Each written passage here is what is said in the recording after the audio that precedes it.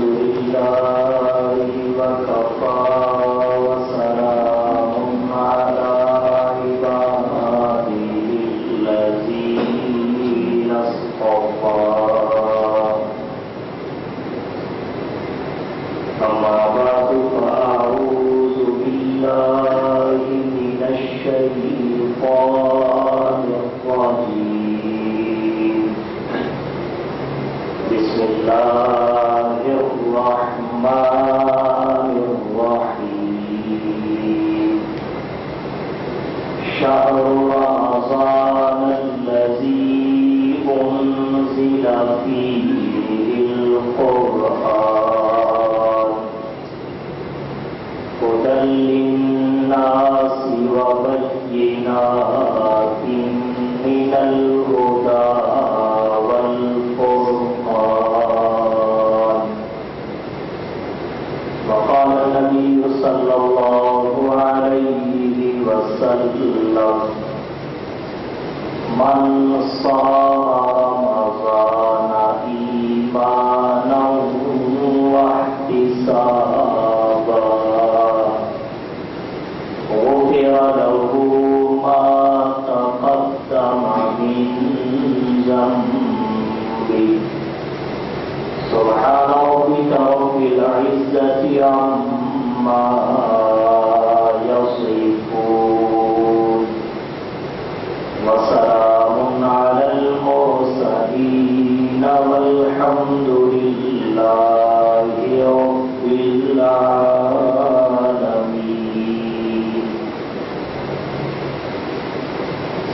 واجب الاحترام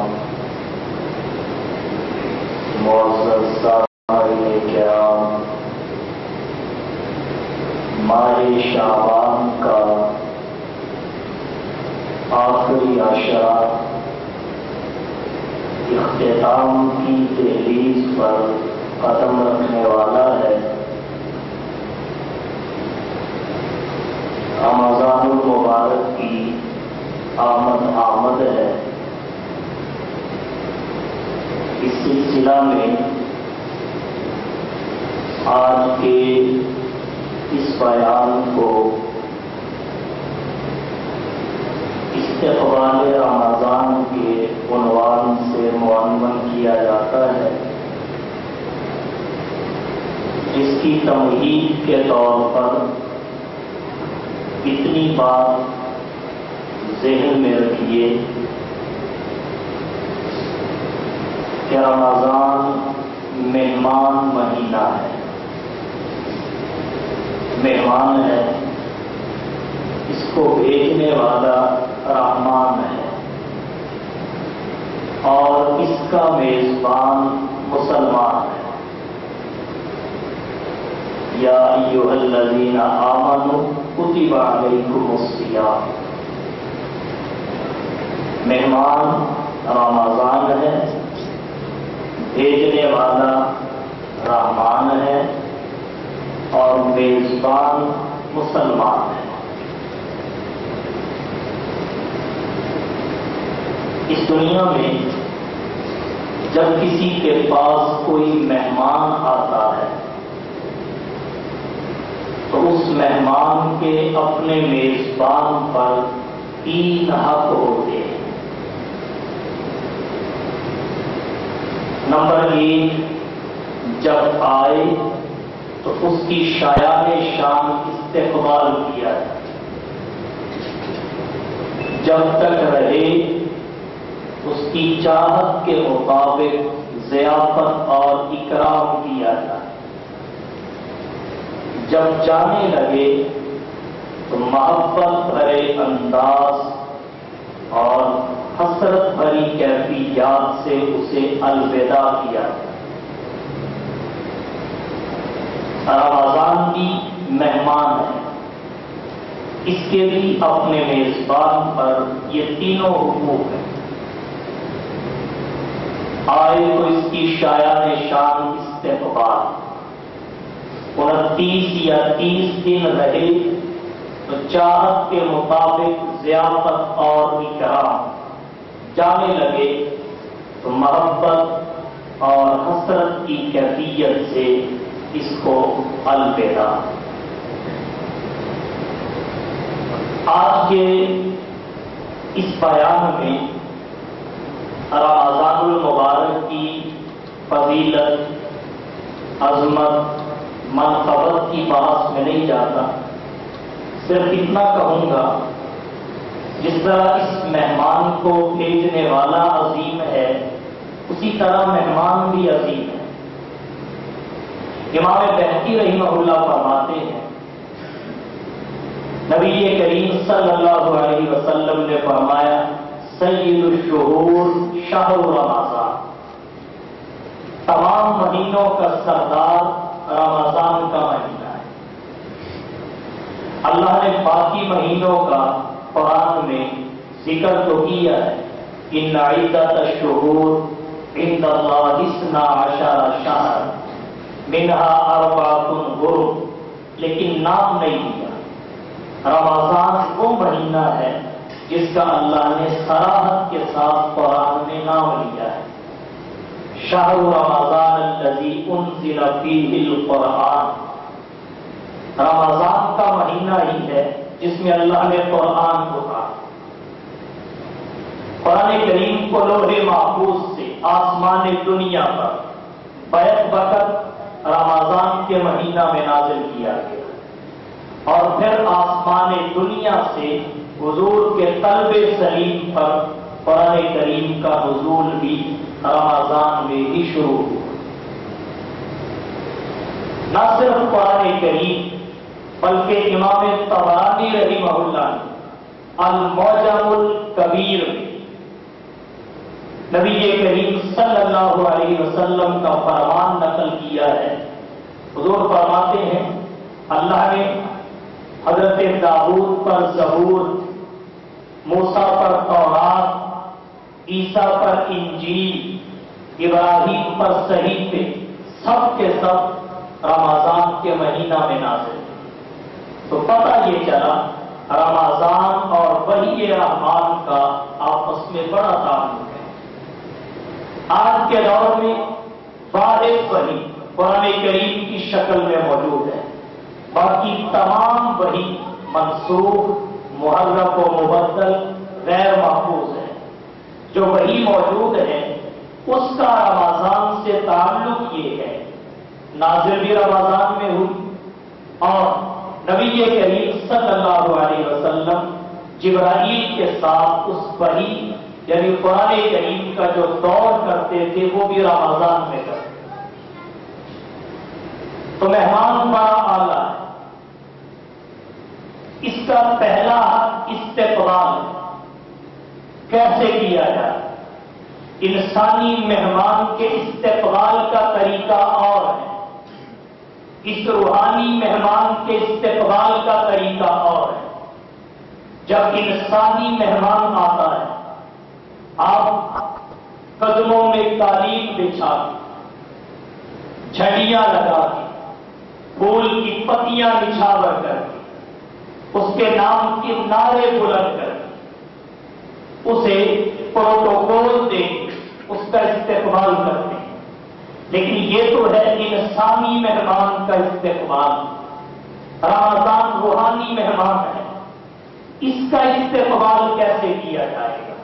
آسان لفظوں میں اس کے استقبال کا طریقہ عرض کرتا ہوں۔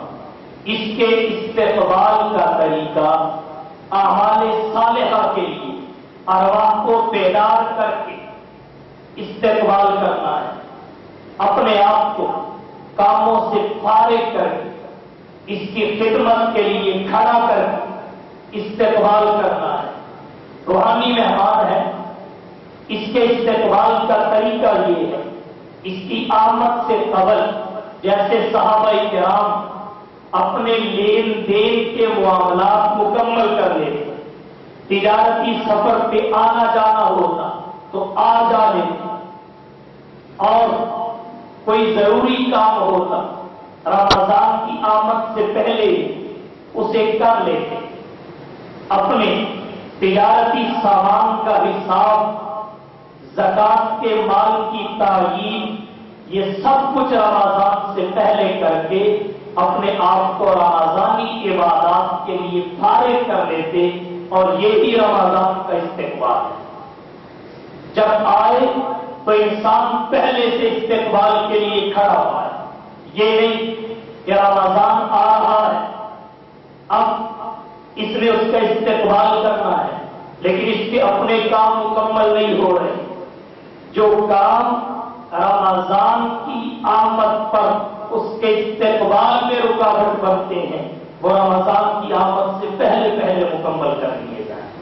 نیک جذبات اس کی آمد سے پہلے اپنے باطن میں، ارواح میں پیدا کیے جائیں، ارواح کو بیدار کیا جائے، یہ رمضان کا استقبال۔